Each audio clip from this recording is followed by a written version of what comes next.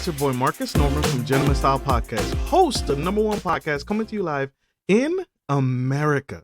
And today we have Miss Rosie Makinney. She is an author, speaker, and podcaster who in 12 years ago entered into the fight against her husband's compulsive porn use. From the very beginning of her journey, Miss Rosie has been bold and relentless about reaching other wives struggling with porn-invaded marriages and building a recovery system and a community on the central coast of California. She's the founder of Fight for Love Ministries, which equips women with the face and the facts to take back their relationships from porn. So please help me welcome to the stage Miss Rosie Makinney. Yay! Hey, Marcus. Hey, Miss Rosie, thank you for coming to the Gentleman Style Podcast stage. We appreciate you and love you. Thank you for taking time out of your busy day to be with us today on the show. Oh, it's my pleasure. I'm always happy for an opportunity to reach people. Absolutely. And you reach, you shall. Today, we are diving in to the exclusive topic that is been on everyone's mind all week, my mind, and people want to know how to overcome this seemingly, it seems like it'll just never go away. Porn, right? Porn is infiltrating our marriages, is infiltrating our homes, and just seems like it's just running rampant. How? Tell me, Miss Rosie, before we dive in, what started your passion into creating this community around fighting back and pushing back and beating back behind the culture? Well, this was my story. In fact, I've actually been on this merry-go-round twice. So the first time, before I was married, before I was a Christian even, I was in a relationship with an unrepentant porn addict, and I hadn't got a clue what to do. No idea. So I sort of listened to, advice from books or, the television or friends, and, tried lots of different strategies, tried competing, tried overlooking, tried forgiving, and nothing worked. And he didn't see it as a problem and was, would even turn it around and make it my fault. And eventually that all fell apart, and it was very devastating. And then I become a Christian and I meet my lovely husband. And I know that he's struggled with this in the past, but because he was very clear that he didn't want this to be part of his life, I thought, excellent, I've got one of the good ones here. We're on the same page. And in my naivety thought, we'll get married. It's not going to be a problem anymore. So as soon as we got married, it was very clear, honeymoon clear, that things were not okay. And I just had this sort of trauma reaction, this like, I can't do this again. I've already been down this road. I know that nothing I do is going to make any difference. Enough. I can't do this. And so I just put down an ultimatum and said, I love you and what we could have too much to let this wreck everything. So you can have pornography or you can have me, but you can't have both, which was pretty ballsy, I'd say, for day 8. But the only reason I could do that was not because, I was in any way sort of great self-esteem or self-worth, but because I knew the hard way that there was nothing I could do to fix this. He had to fix this. He had to get into recovery. There was no papering over this. We had to do something quite drastic. And I was fortunate in that he was ready to get help. So he did. He got into recovery. I discovered that I then needed recovery too, which was quite a shock. I'm like, surely it's his problem. And our marriage was, I wouldn't say restored because it had hardly got going, to be honest, but something completely new and beautiful was born out of both our hard work. And then I had found that in the groups that I'd run, because I'd sort of created a little community, my story was the same as everybody else's, in that women simply don't know what to do. When we know or even just suspect that this is an issue in our marriage, in our relationship, we literally do not know what to do. What is the best thing to do? And so we try all these strategies, and we diet and we dress up and we tie ourselves into pretzels and all these things that don't work. They just make it worse. And in fact, they just enable him and his addiction to get worse. So, and what I found is that all the women in recovery, they'd all issued a desperate ultimatum too. But for them, it wasn't 8 days. It was 10 years, 20 years, 30 years, 40 years of pain and misery. And their marriages were hanging by a thread. They'd got to that point of desperation of going, enough. And so it got me thinking, and I was like, what about if we could actually educate women to do early intervention instead of crisis management? What about if we present them with the facts that I needed to know, that they needed to know early enough? Is it possible for women to do early intervention in a marriage where porn is present?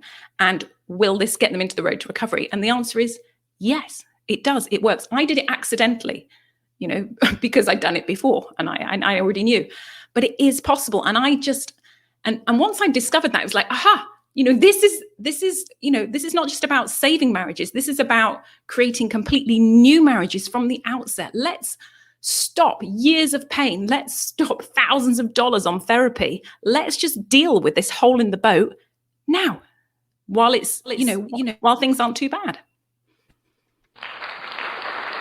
It's true. Very true. Very true.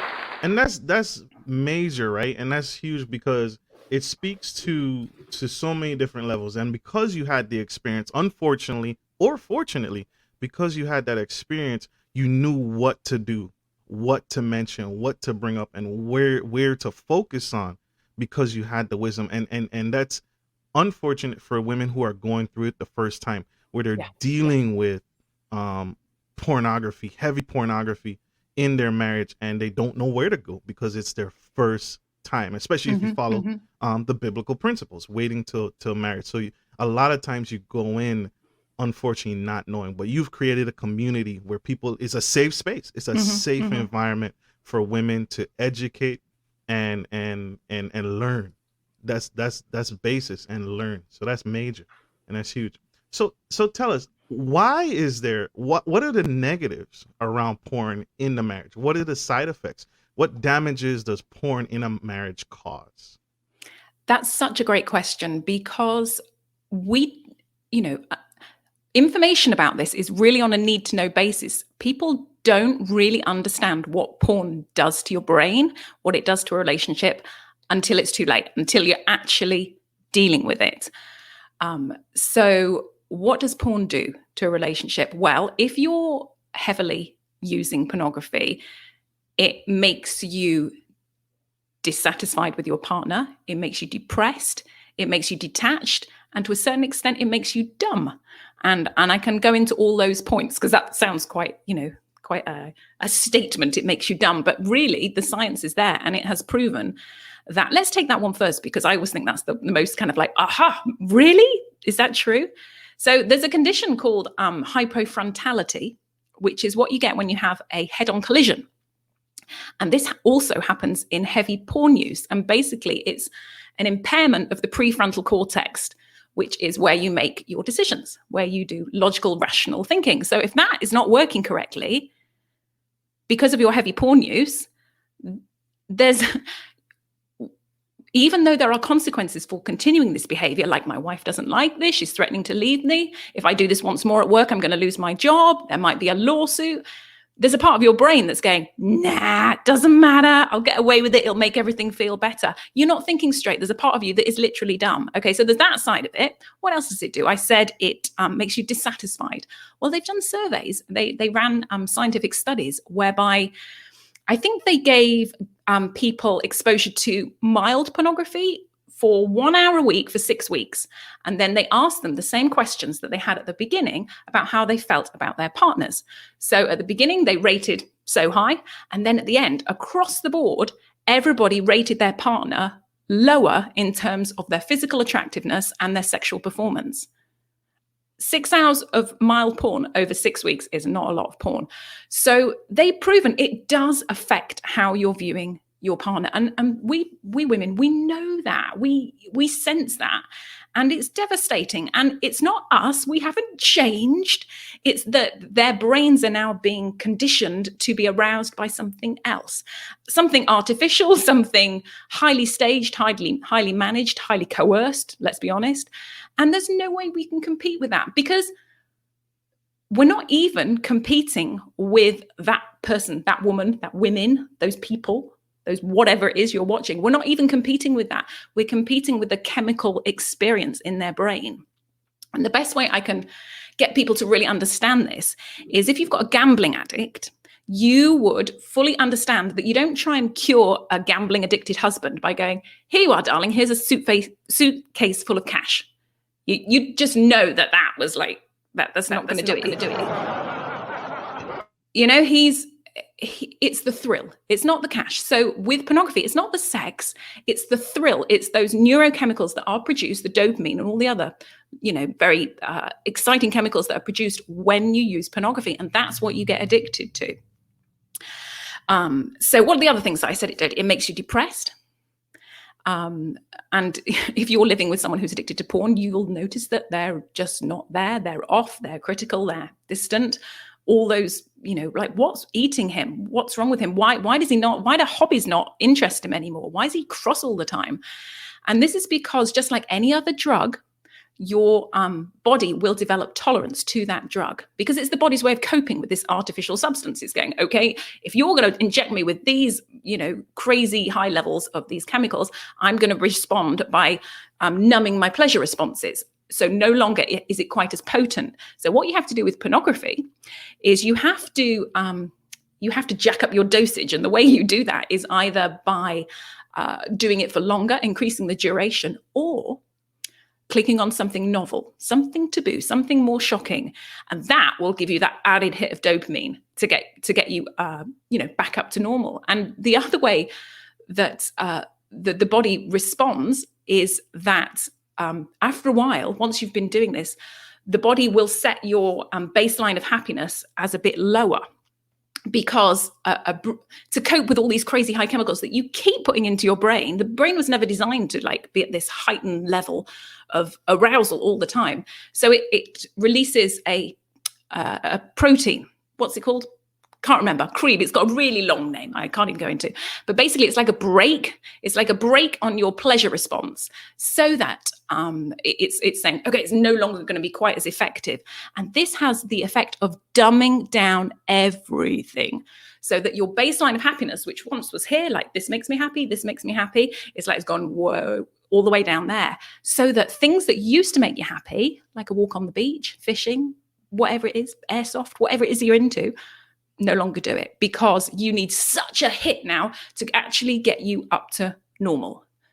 So you're depressed, you're dissatisfied, you're dumb, and you're detached. You're hiding this massive secret, and you know it's bumming your wife out. You know, even if she says she's into it or willing to participate, you know on some level it's bumming her out, and she might be quite vocal about that. So you're having to hide this because it's your coping mechanism, not because you're an evil man and wants to do this horrible thing. It's because you have found, or you have learned, possibly at a very early age, that this makes life bearable. This is your coping mechanism. Whenever you've had any emotions that you've had trouble dealing with, maybe as a teenager, this provided an instant way to feel better. And your brain, you know, you've just created those neural pathways. You have, you know, conditioned your brain to need this now whenever you start to feel, upset or agitated. So you are detached from your wife because although you know she doesn't like it, you can't stop doing it because you need it. It's not the problem. It is actually the solution to the problem, which is that you can't actually deal with your emotions because you never learned how, because it was hijacked as a teenager. It became your pornography pacifier, as it were. Makes sense. Makes incredible sense. You all, this is incredible. You see the level that she just took us. She took us all the way up, and then she broke it down to the simplest terms. Well, for me, she broke it down to the simplest terms, and that's incredible, and that's amazing. And she's right.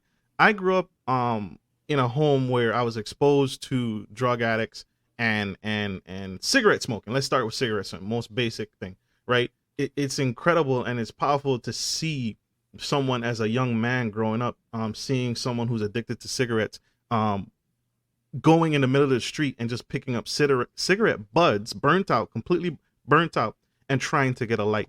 And for most of us, we would look at that as taboo. It was like, why is he doing that? Why is she doing that? And it's because of those chemical reactions, because of those high stimulants that your body is trying to reignite. It's your body trying to reignite the same feeling, the same euphoria, the same emotion that you got when you first did it from the first time. Your body is trying to attain that same level. That is absolutely incredible. And that's so true. We have a quick commercial break. We'll be right back. You guys don't go anywhere. Stay tuned. Stay engaged. We have Miss Rosie Makinney. We will be right back. See you guys soon. Good day, podcast listeners. This is your boy, Marcus Norman of Gentleman Style Podcast Show. I wanted to let you guys know that we will be rolling out a new feature and adding a join sponsor button next to the subscriber button here at the bottom of your screen. Once you click the button, it will display 3 membership levels. Gentleman Gentry, which is our entry level, Duke Duchess, which is our season level, and the Emperor and Empress, which is our most sophisticated level, which you will receive unique perks and benefits at each differing level and gain access to our community tab. We will also be sharing polls, upcoming events, and interviews, as well as receive feedback from our sponsors directly. Your support helps me find new and exciting guests to bring to the stage live. Well, in order to get the higher end speakers, it requires, you guessed it, money. So thank you for tuning in to my channel. And if becoming a sponsor sounds good to you, then select the join button below and choose your desired sponsor level. Let's continue to grow and serve the future of generations of men and women to come. Love you guys. Bye.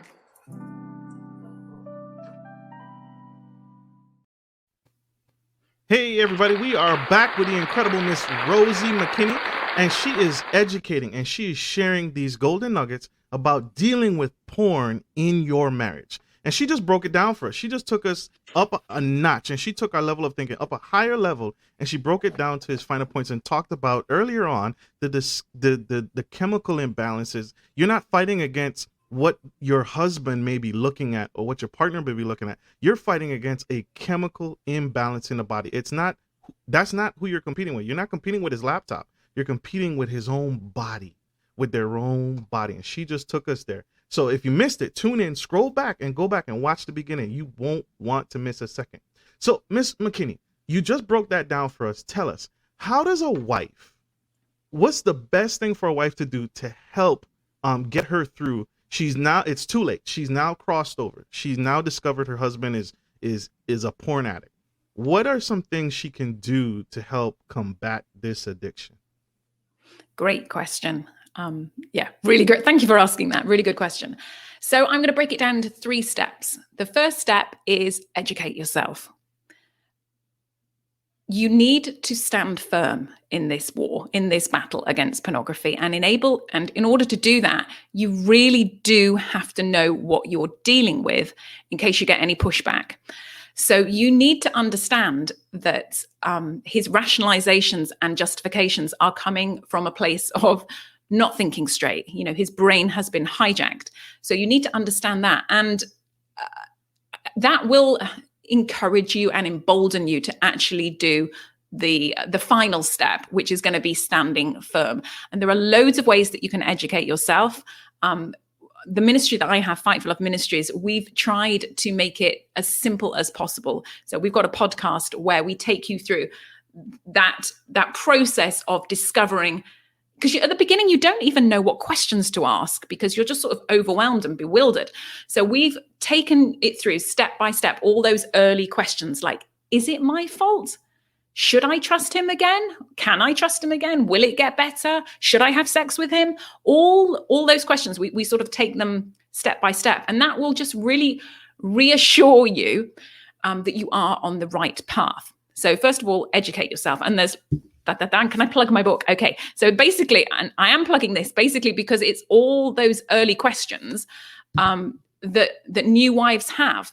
And I wrote it because I would go out and speak, and I open this can of worms, and all these women would be going, "Oh my goodness, that's my marriage. I never realized that that's what was going on." And then I'd leave, and it just felt irresponsible, to be honest. I felt really bad. Like, I've just opened this can of worms and they're all bleeding out on the floor and going, "Ah." So I wanted to write basically all those early questions, like, what is recovery? Why do I need it? What's going on in his brain? What does God think about it? Like, how is this affecting my children? How do I protect them? What if I'm addicted? All those questions. And I really feel that if you just educate yourself, step one, it's going to help you with the final step.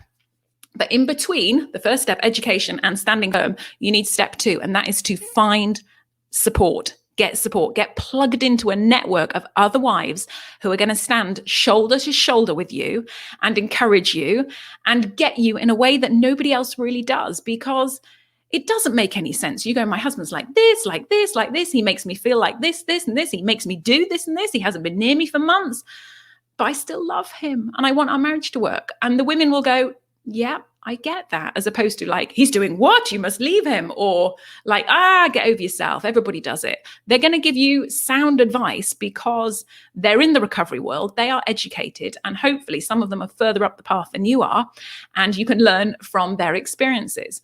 So educate yourself, get support, and there are loads of places you can get support. Our little Facebook group is like the first step. It's like the ambulance that sort of goes around picking up women who are wounded. And then we go, right, here's a list of all the hospitals, all the different ministries that you can go and get healing and get support. And so we then shuffle women off to all these different places, which will be best for them.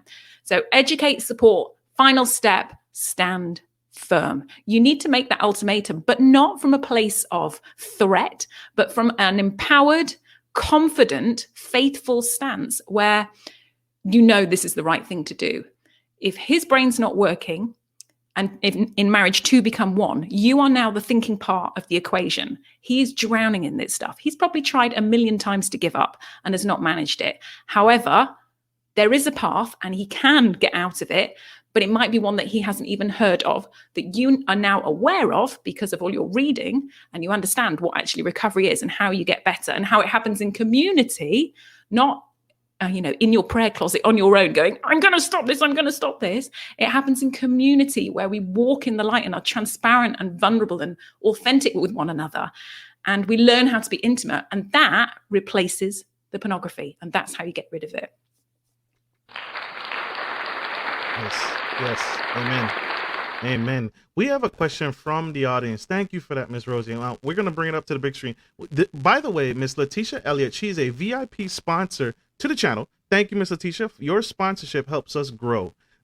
Miss Letitia asks, could this work for women struggling with porn as well? Could these steps work? Standing firm, get support, and educate, get some education. Could these tips help women struggling with pornography?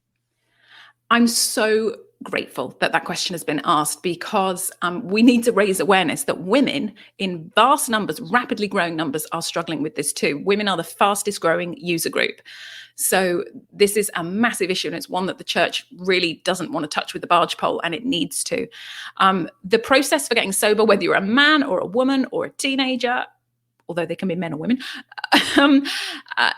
is exactly the same. It is walking 100% in the light, in fellowship, in rigorous, honestly, in fellowship with other people who get it, who are going to give you sound advice.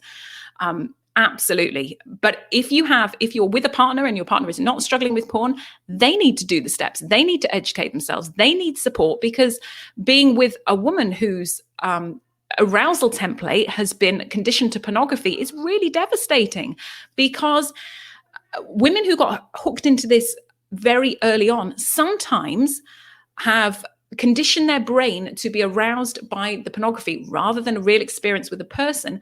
And the way that women interact with pornography is actually different from the way that men interact. When men interact with pornography, they objectify what they're watching.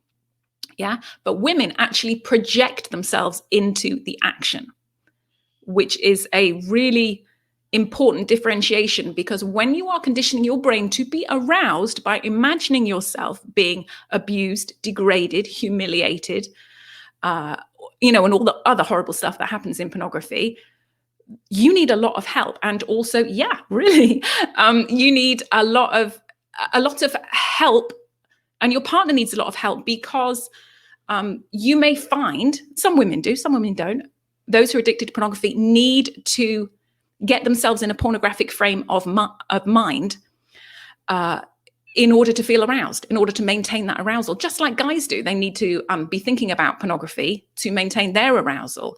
So for a guy who's got a girl or a wife who is addicted to pornography, she might need him to treat her in a certain way in order for her to get aroused. And he doesn't want to do that. He doesn't want to, and so he needs support as well. And so it's exactly the same.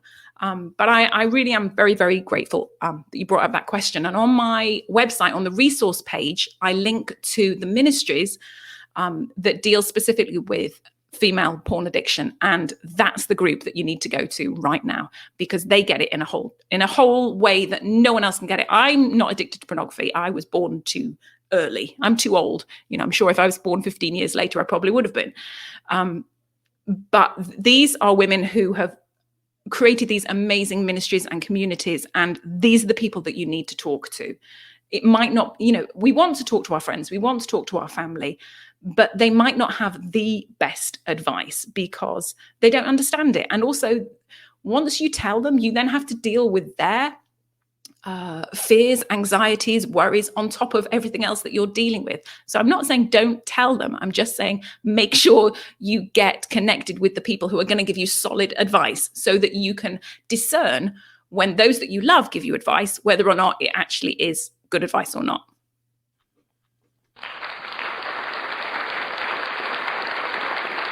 Mr. Tisha, I hope that helps. That question was very well. And I'm going to send you a check later, because that was a very good question. That was off the bar, but very good points.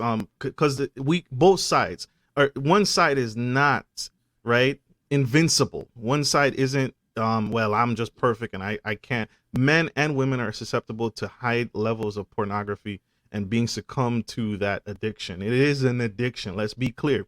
It is an addiction. And Miss Rosie just broke down the barrier. So, Ms. Rose, you just took us up, right? So, and you broke us down, and you broke it down to its finest parts. Now, we've gotten education. We're standing firm in our beliefs and where we stand and what we're willing to tolerate and what we're not willing to tolerate. And we've got the education. Now, your partner isn't willing to play ball. What do I do? How do I move to the next step with a partner, a marriage, who is unwilling? Yeah. And unfortunately, that is a really common scenario. And it's why my ministry is called Fight for Love. It's not called Hope for Love, Pray for Love. It's called Fight for Love, because it really does sometimes feel like a fight, because you're out there fighting for something that they don't even want. But you're standing in the gap for them. You're having faith. You are those people who, took the paralyzed man up on the roof and lowered him down to Jesus. You are doing that. You are fighting for this marriage, even when they don't want to. And that's not to say there are no guarantees that if you fight hard enough, it will all work out, because that's just not the case. However, it's worth having a go. It's worth setting those boundaries. It's worth, and then you can literally say, I have tried everything in this relationship. I really have. So set your boundaries and stand firm when there's pushback, because you're dealing with an addict. And just like a drowning a drowning person, when lifeguards go out and you try and they rescue somebody, they are trained to get out of the way when they're rescuing them, because drowning people flail and hit, and they could actually take down the lifesaver.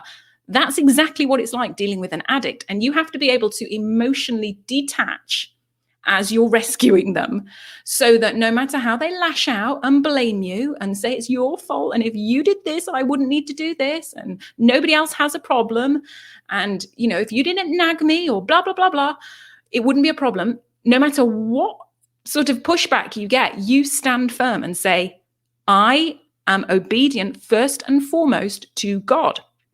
And what he says about sexual immorality is very clear. I'm standing that. I am keeping myself pure. And if you're going to bring that into our marriage bed, then I need to protect myself and I need to put those boundaries there. And I've completely forgotten your question, Marcus. Where was I going with this? You were going with this. You were taking this to the level and you were explaining and breaking down the fine points that women also struggle with it as well. No, we were talking about what to do with it. A husband that doesn't want to play ball. Yes. Forgive me. I need more tea. What do you do with a husband who won't play ball? So I would say you get into recovery, because you both need to get into recovery anyway, because I use the analogy of porn addiction is like being in a car crash. Okay, it might have been your husband behind the steering wheel. However, you were both in the car when it crashed. You've both got injuries, whether or not you are the addict or the partner of an addict, being in this toxic atmosphere with betrayal and deception, you're traumatized. You need attention too. So I would say you go ahead, get into recovery, get support, start feeling validated, heard, strengthened, cared for, and that will give you the strength to put the boundaries in. Now, when you start putting your boundaries in, things are going to change, because there are now consequences for his acting out. Things aren't the same anymore. You're not believing that it's your fault anymore. You're not playing along. You're not willing to overlook it. You're standing firm. And so things will change one way or another, but things will change. And quite often there is a recovery lag, as in the wife gets into recovery, puts her boundaries in, the husband feels the consequences, and he goes, okay, this is my coping mechanism, and I really don't want to get rid of it, even though I do want to get rid of it. I don't really want to get rid of it. However, I don't want to lose you more. So you are being quite, and the thing is, they know, whether it's a man or a woman, when your partner is serious, when they really, when they're faking it and going, oh, I'm not having it, but really you will. They know when you're serious, and things change. And to be honest, it doesn't matter if they're not 100% into recovery. When they enter recovery, they can go in kicking and screaming. But once they get in a group of guys who will hold them accountable and help recalibrate their focus and say, you've been doing what? Hey, knock it off. You have no excuse anymore. You can come to us when you're freaking out.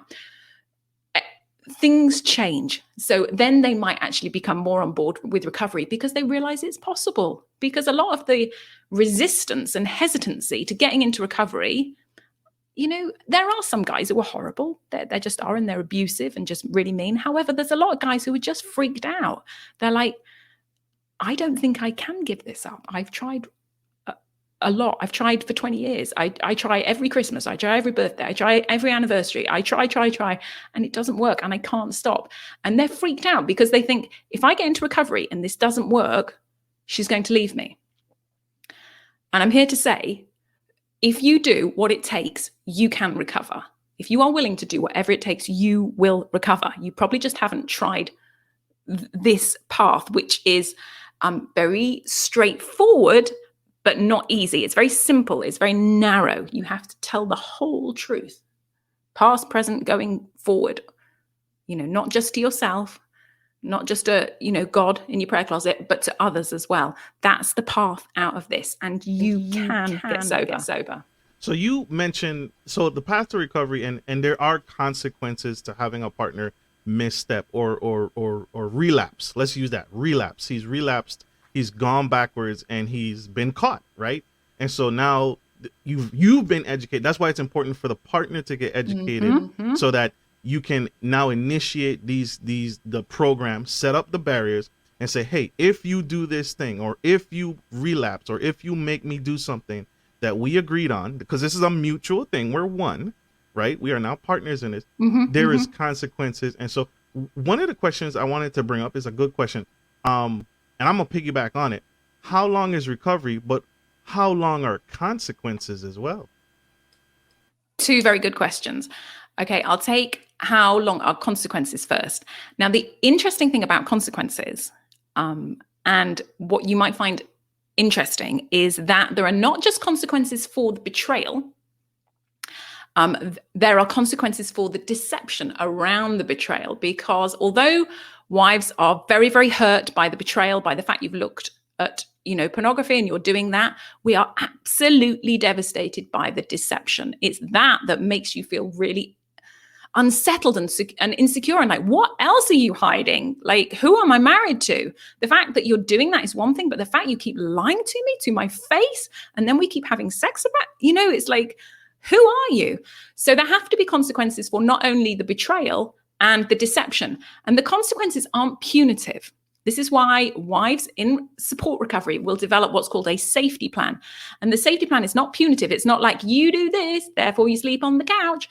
It's like, if you do this, I am going to be really freaked out, and I'm going to be upset, and I'm going to need some space to process this. So I'm going to ask you to sleep on the couch, which is different, because it's acknowledging that his behavior has an impact on her, and she is taking care of herself. She is taking the time and the space she needs to get over this latest betrayal. Now, the thing with the deception is, and the thing how recovery works, is that he is now being trained to confess quicker. So if you confess within whatever's on your safety plan, 12 hours, this will happen. If you leave it 3 days, this will happen. If you don't tell me for a month, this will happen, because it needs to be reinforced that there are, the longer you leave it to tell me, the worse it gets. Because what wives do is they sense something's wrong. Like, hang on, he's being weird with me. What is it? Is it something I did? Did he not? What's going on? And it eats away at them. So then when he confesses 2 weeks later and said, oh, I acted out 2 weeks ago, they're fuming. They're like, are you kidding me? I've been beating myself up for 2 weeks. So then there needs to be, stronger consequences. And it's those consequences that actually wake the guy up. They go, okay, I've been living in a hotel for a week because I didn't tell her. And, they all hate it. They all absolutely hate it. And then they say, that was the turning point. That was the moment when I realized. And it's not that they're stupid. It's that their brains are hijacked, and all the, they're addicts. So, I just have huge compassion. This is why it takes two people to, it doesn't take two people to recover, but it's much easier if you've got someone fighting for you and putting those boundaries and consequences. If you're single, you can totally still do this, but you need mates. You need recovery buddies to be that accountability, that sort of, to hold your feet to the fire. And the second part of your question was, how long is recovery? Great question. Now, if you read the books, all the sort of recovery literature, they go, recovery is a 3 to 5 year process, at which point everybody goes, what? 3 to 5 years? That's horrendous. And I'm here to tell you that if he's working as hard as he can, doing everything that he needs to, he's done a full disclosure, you've done a period of celibacy, you've done your partner survey, you've both got a safety plan, and she's in a recovery group, and she's getting stronger and supported and dealing with the trauma and those boundaries, you can see progress within 6 to 9 months, like real radical change. We were ready to try for a baby after 9 months, and that is a 180, trust me. So, So the thing about recovery, they say 3 to 5 years because there are layers. There's layers and layers. Because once you get rid of the lust, then you go, oh, the lust was never the problem. Resentment is my problem, or anger is my problem. It's just like layers of the onion that just keep coming off and coming off until you're perfect. No, it never stops. I love the way, because what you teach and what is in your book is you teach that there you don't put this falsehood like, hey, this is gonna be done by this date or this date. It leaves room for the expectation that there will be relapses. It's not going in head first, like say after one session or after 6 sessions, he'll be cured or she'll be cured. It goes in with the mindset that, hey, expect your partner to relapse. There are going to be moments where he's vulnerable, he's going to fail you, but it sets the tone and it sets the safe space for them to say, hey, if you tell me, right, if you restore my faith in you, if you tell me that you've relapsed within this time frame, the consequences are this versus this. And so it puts the expectation and puts the room for error. Well, if I may just come on there, I would actually, that's almost That's almost what I'm saying. Because relapses are not inevitable. They are not inevitable. That's not to say they're not common, but they're not inevitable. They're not part of recovery. Because you have the tools that you need at the beginning of recovery that you have at the end of recovery, which is basically your people to call, So when the way that, when people act out, there's sort of a cycle, and they can find themselves sort of, they know when they're going to relapse. They start looking for things, they start playing mind games like, oh, I'm just going to look at swimsuits. It's going to be fine. I'm not going to do anything else. That's the point. That's the point. When you feel like those brain chemicals going, and that, oh, I'm going down this path, I'm going down this ritual, I know what's going to happen. I've done this enough times. That's the point that you reach out. And that's what will save you 1 month in, 10 years in. That's the magic bullet that will stop you from acting out. However, it might take you a while to learn that. So you might come back to your recovery group and go, yeah, I acted out on Wednesday. And they go, did you call anybody beforehand? And they go, no. And they go, well, next time, call somebody before. They learn. Some people learn quicker than others. But I want to set the expectation that it is possible to give it up tomorrow and not pick it up again if you have the tools in place. Because, as I said before, it is a coping mechanism. So you can't just take it out. You can't white knuckle it. You can't be a dry joke. You can't just take it out, because it's serving a very important purpose. It is your coping mechanism. So you have to replace it with something. Okay, you just have to, otherwise you'll implode. You have to cope somehow. You're either going to cope with pornography, or you're going to cope with your support group. And eventually, maybe your wife is enough, or maybe you'll need your wife and your support group. That's what's going to cure you. So there are no hard and fast rules, but I do want to point out that slips are not inevitable. I want to set the bar high, because it is possible. Thank you. That makes sense. Thank you for correcting me on that. And we're all here to learn, right? I am not perfect. We are all here to learn. Miss Erica Nicole Holmes brings up a great question. What if they have this addiction but desire to get married? Should they be transparent with their future mate? Say it up front. Yes, absolutely. And it is such a gift. It is such a gift you can both give each other. If he can be honest with you, and you can do the hard work and read the book, listen to the podcast, and realize what you're getting into, and do the hard work before you get married.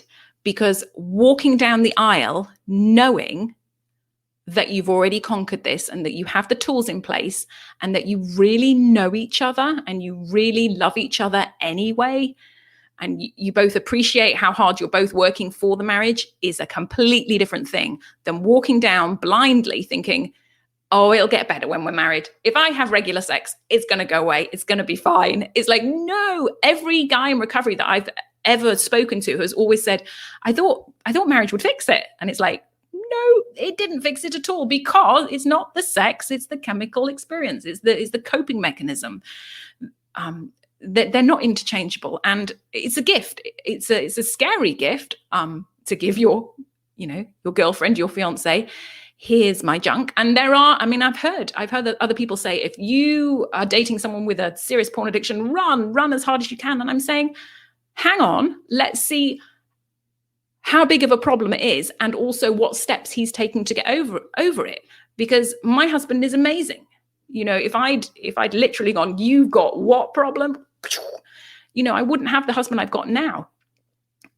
So it is worth fighting for, because it's not, and this is basically the nub of my message. You are not fighting for a marriage minus the pornography. You are fighting for a marriage that possibly neither of you even thought was possible. A truly authentic, vulnerable, transparent intimacy. And that is beautiful. And you need to know that they are capable of doing that before you get married. So they absolutely should be transparent. And there's a great ministry called Husband Material with Drew Bower. And his whole niche market is guys kicking this before they get married and supporting the wives and stuff. So that's a good one to look out for. Absolutely. Ms. Rosie, how can my audience connect with you? How can we grow with you? How can we learn more of you and join the ride and join this community if we are suffering that? And even if it's not, how can we educate ourselves and get better as a society, as a people? My website is called fightforloveministries.org, and the book is Fight for Love, and the podcast is Fight for Love. Everything's got the same name. Keep it easy. And on our resource page, we've done a lot of the legwork for you. And basically, we want to signpost you to where all the help is. And then on that, like some of the ministries, I've then got interviews with those people who run those ministries. So you can go and listen and get a flavor. And also what I wanted to do with the podcast is give people a taste of recovery, like wives group, because it's really scary walking into a women's group. It's really, really, I mean, first of all, you're really angry that you have to be there in the first place. And secondly, you're like, what if somebody knows me? There's all these fears and everything. So I wanted to give people a taste of what recovery sounds like and feels like before they get there. So that's what you're going to find on the podcast. Certainly the early episodes where I've got like a panel discussion, and there's 5 of us on there, all who've walked this path and are out the other side with restored marriages. And you can basically hear us honestly talk about what the journey was like and hear the camaraderie and the laughter, the tears, everything, so that you know what recovery is like. I've got a friend who listened and she said, well, it's not my problem in my marriage, but I'd quite like to hang out with you all. So that's the whole thing that I wanted to get across. Like, recovery's kind of cool. You do get some really cool friends because you're both being honest about what's really going on, and that doesn't happen very often. So yes, so connect with me at the website or the podcast or the book. And yeah, we'd love to. Oh, we've got a Facebook group as well. So we've got about 560 women in the Facebook group, and it's a private, confidential group, and you have to qualify to be part of that. So you have to have a loved one be suffering with a porn addiction, and you can just ask questions, be loved on, get support. And that's kind of a great first baby step. I mean, you can come and just lurk and listen. We're totally cool with that. Just come and just be part of something. And that's a nice baby step that you could do. And that's called Fight for Love Fellowship. Tell us one more time. It's called Fight for Love. Fight for Love. Sorry. Fight for Love Fellowship.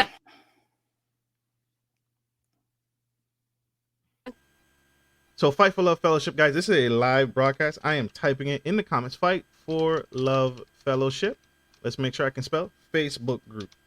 So we want to connect and learn, even, and hang out, even if, but again, it's screen. So we want to learn, but we also want to learn and educate, and we want to add value. So that's key, y'all. Key. We want to add value in this group. Thank you, Miss Rosie. Thank you so much for joining us on the Gentleman Style Podcast stage.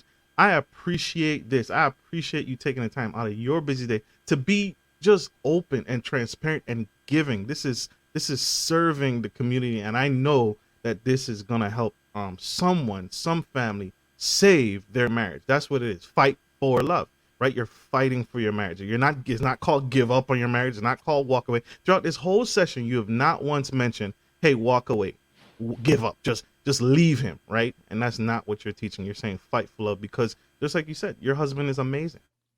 Although I would like to say that we also have women in the group who fought very, very hard and it didn't work because their husbands remain unrepentant. And if your husband remains unrepentant, your priority is to fight for love for yourself, for your children, for your future, to break those generational curses. Opening the lid on what is going on in your marriage and educating yourself about pornography is not going to make your marriage worse. However, it might feel worse, certainly initially. So there are no guarantees, but it's worth having a go, and you will never regret fighting and giving it a go. No matter what happens, you will never regret it. Absolutely. Thank you again, Miss Rosie. Thank you so much for giving back in this way. And I want to say thank you all for tuning in to this incredible, fantastic, super fragilistic expialidocious Miss Rosie Makinney, educating us on how to win back and potentially learn and educate and potentially save our marriage. And at a baseline, love ourselves more, love ourselves enough to know that we deserve more. So that's huge. Thank you all. And like I always end every show, take care of your families, take care of your friends, and take care of business. This is Marcus Norman, the Gentleman Style Podcast, and Miss Rosie Makinney from Fight for Love and the Fight for Love Legacy brand. I'm going to call it Legacy brand. Signing off. Love you guys. Bye.